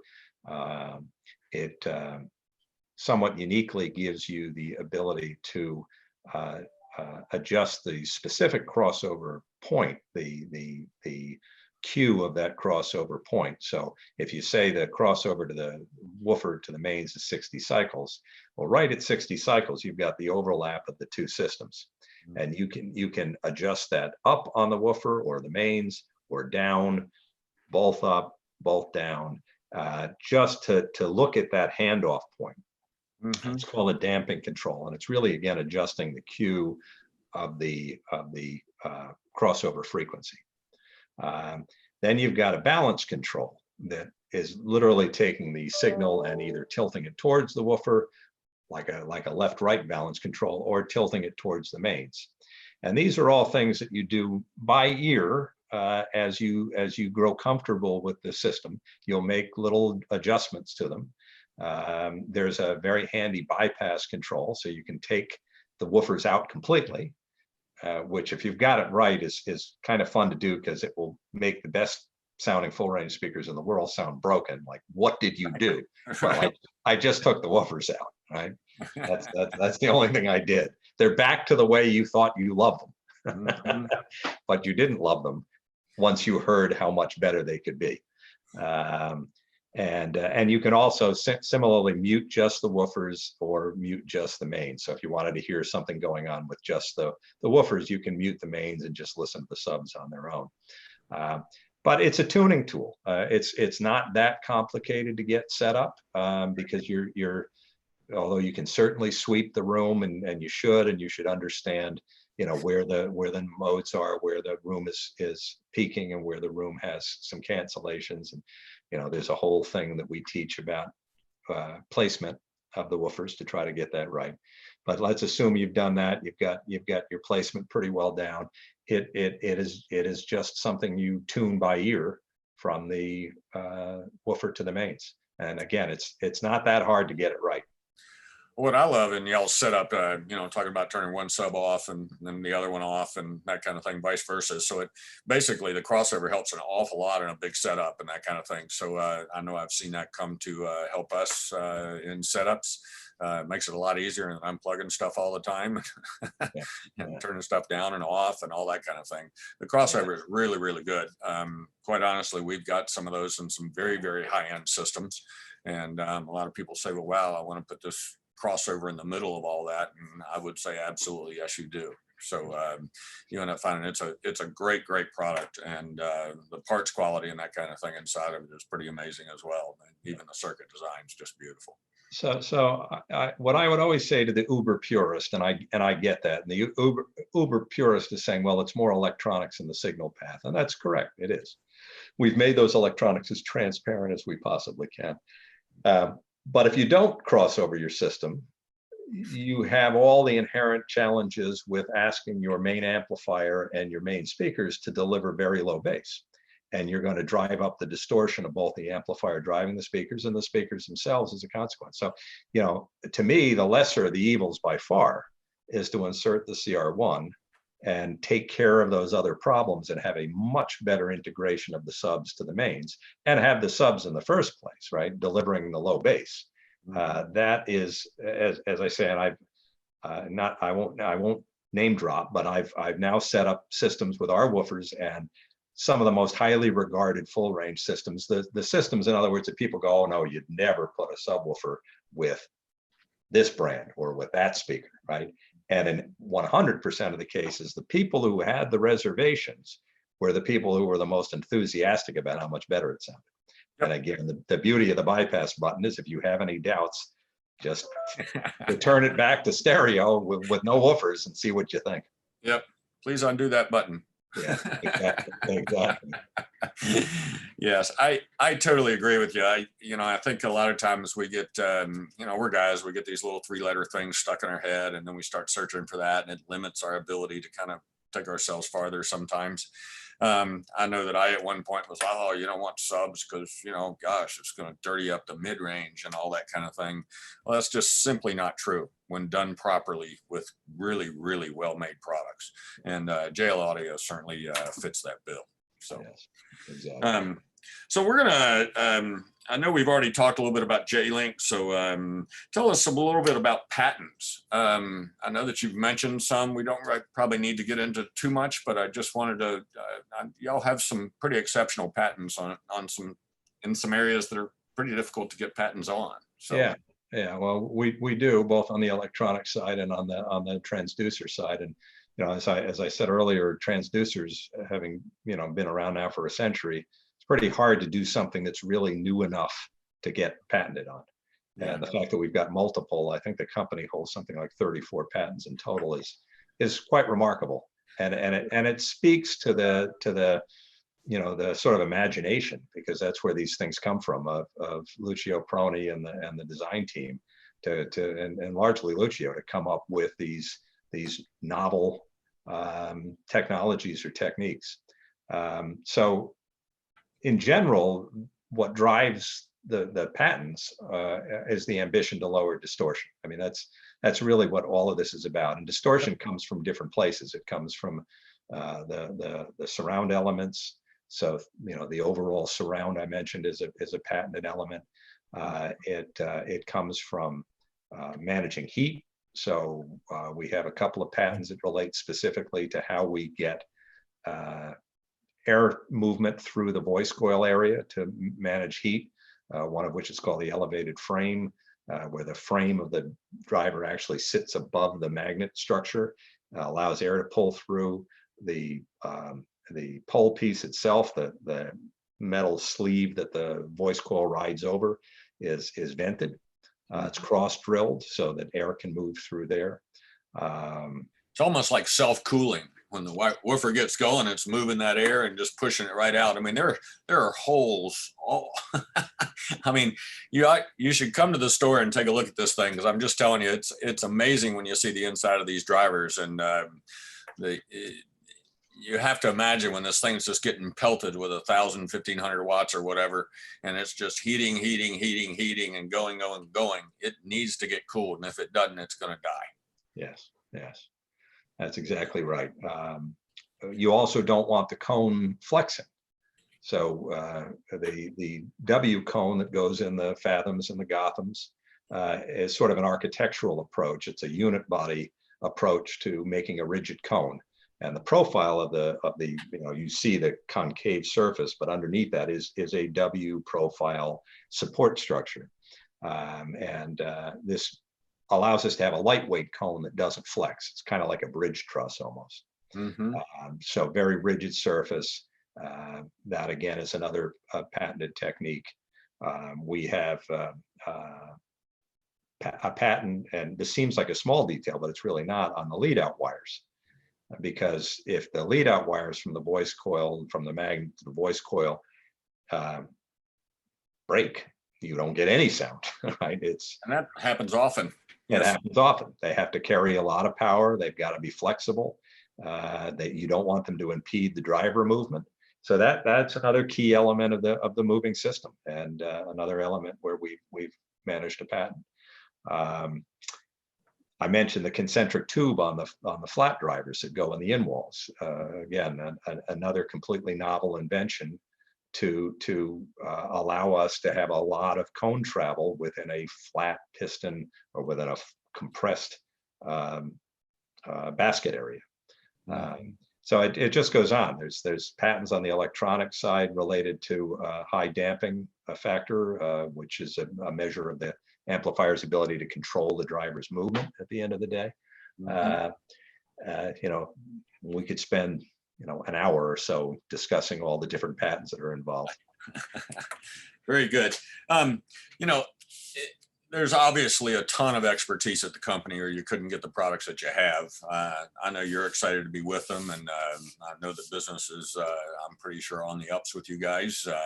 I couldn't imagine it not be, because your products and the noise that's being made around them are really phenomenal. So anyway, we love JL Audio. So tell us a little bit about how your world's changed because of this beautiful pandemic we're in, and how your work life is, how you've had to evolve. Like everybody else, who can, I'm working from home, and my prior life for many, many years was a traveling life. That has its pluses and minuses, but you know me well enough. I like to get out and around. Yep. And I like the human contact. That's a big part of the appeal of this job for me. So not being able to do that is kind of a drag. As I mentioned, I've only been to the factory once since my last road trip was out to Seattle, and just as the thing was mushrooming out there. And I was told at the time that I should quarantine for 2 weeks before coming back to the factory, and 2 weeks has now turned into 3 months. So, wow. But the good news is that we are able to communicate these days. Through the likes of this Zoom conference. And we do an awful lot of that. We have engineering teams in Portland and in Phoenix, as I mentioned, and we're working on some exciting new products. And so physically, we would get together, every 3 months or so, but only every 3 months or so. Now we're getting together weekly through a call like this one, and life continues, work continues. Thankfully, the factory is able to function. We've taken all the COVID precautions that one can take, because at the end of the day, people that actually build this stuff can't work remotely. They have to go into the factory, and we have to be very thankful and appreciative of the fact that they're doing that, and they're doing that with N95 masks on, and it's a lot more difficult than it was before all of this stuff. I always say that the front line has become the cashier at the supermarket. And to your earlier point a couple of times about being kind, we have to respect the fact that people are putting up with an awful lot to get through their day. Some of us are more fortunate than others in that regard. And I'm certainly among the fortunate in that respect. Myself as well. And, I will tell you, everywhere I go, I say thank you to everybody that deals with me. And it's kind of always been my way, but I go a little bit above and beyond, because if I can just put a smile on that person's face for just a short period of time, I think I've done well. So anyway, I appreciate those great words. And so we're going to get to some Q&A. So again, if anybody has any questions out there, feel free to ask. I know I've got a couple of questions up here. So one is from Dave W. It says, any plans to incorporate the DSP ProLogic style from VXI car audio amps in the home audio subwoofers? I would say stay tuned to answer that question. Nothing very short term, but VXI was and there's a marine equivalent called MVI.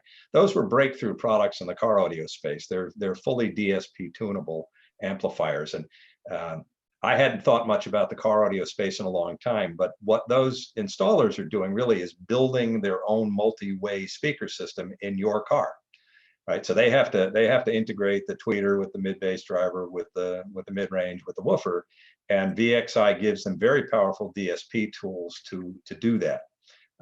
So there's not a big leap to taking that technology into the home space, even though we're not designing our own home speakers. In that regard, the car space is different from the home space, but a lot of the elements of that technology do translate. Okay. Good question. Awesome. Thank you, Dave W. And then I've got a question from Matt S. about whether there are plans for a dual 8-inch sub using W7s or a 6-inch W7 driver. Well, we have looked at an 8-inch. I specifically raised that question. Could we get a Fathom that was even smaller than an F-110? The challenge is with a box that would be proportionately smaller, because there wouldn't be much point to having, putting an 8-inch driver in the same size box as the 10-inch. So you'd want to shrink the whole thing down. Right. The amount of horsepower and EQ you would need to throw at that driver would be really challenging to the driver's ability to keep up and not burn up. So at the end of the day, it wouldn't cost much less than an F-110 either. So in commercial terms, there's a bit of a, does it even make sense if we could do it? And then in technical terms, to again deliver that much power into a driver in that small of a box, it's very difficult. Right. I know that y'all have looked at a lot of different things. Matt S., thank you very much for the question. And y'all, through what I'd call intelligent manufacturing and engineering, you're looking at these things to determine what is, the best way for us to get sound for the dollar and also make it reliable. One thing I will say, I will never tell anybody I never have a problem with any product. I've had, I think, one or so with y'all over the years, but the thing I love about you is that you're there, you're quick, you're always looking to try and take care of the problem. So I'm going to say it's been extraordinarily minimal, and it's one of the reasons that we support your brand. Yeah, well, thank you for that. Like anything else that plugs into a wall, we will occasionally have problems. And one of the things that I've long observed about high-end audio products is the expected lifetime is forever, right? Right. People don't want to take these things to the curb ever. So we are now working on V1 products that are 15 years old, and that's tremendous. That's a testimony to people's respect for that product. We're not too often using 15-year-old other things in our lives, right? But our subwoofers stay out there. So yeah, it is how you respond and how you support that's really key. Yep. I always tell everybody we don't live in a perfect world. Occasionally we might have a problem, but it's how we handle it that determines what we are. Correct. So you guys, that's all the questions I have, I believe. Tom has a question. So can you talk a bit about your subwoofer's ability to pressurize a room and the additional benefit of expanding the stereo image? Good question. So low bass, very low bass, even subsonic bass, i.e. the bass that you don't process as a note, you do feel, as I mentioned earlier. And we know, for instance, when you walk into an auditorium, that it's a big space. If you were blindfolded, what's interesting to me is sometimes you can hear those acoustic changes with somebody on a cell phone. They're outside, yes. Now they've got inside. You can hear these things. So very deep bass definitely gives you a sense of scale, a sense of volume, and the ability to reproduce that in your room has an awful lot to do with getting the placement right.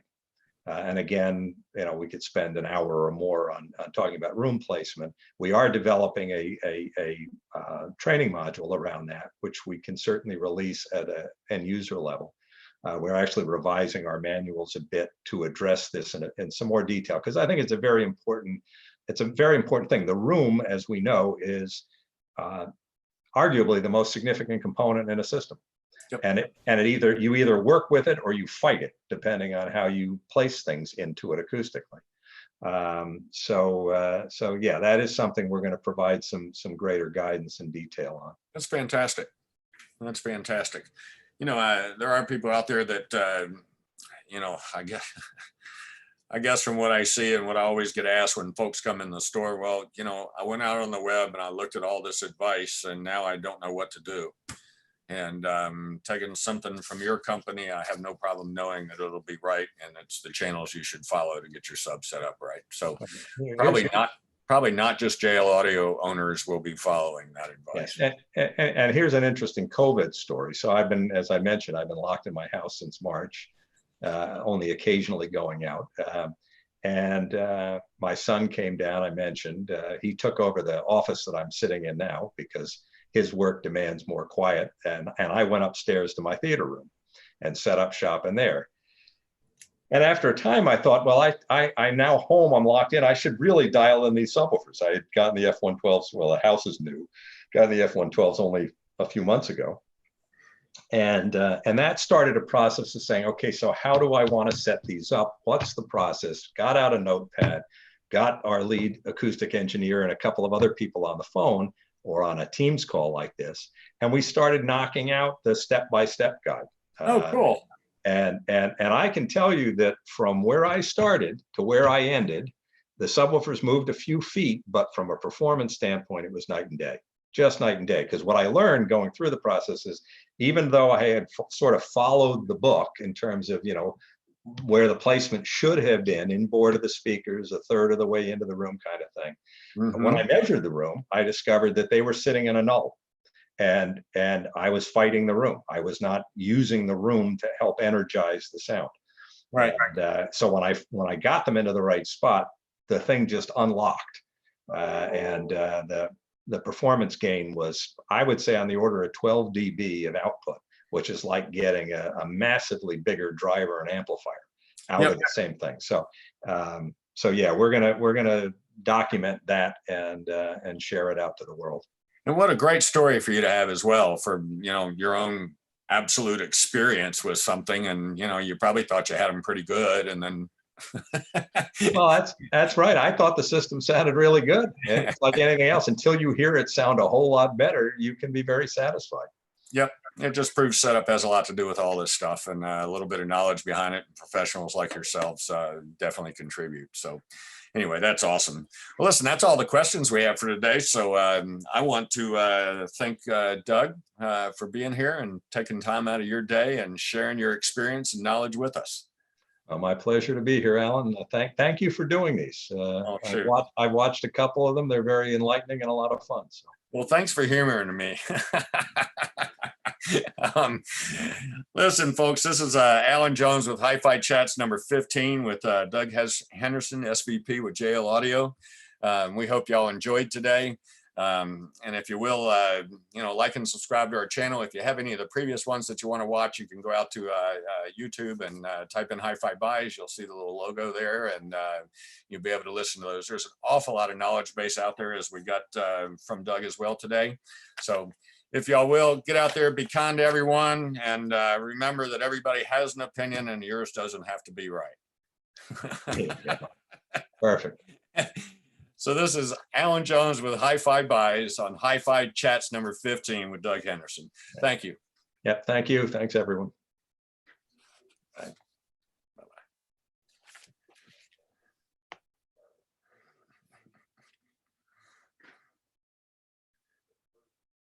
Yo.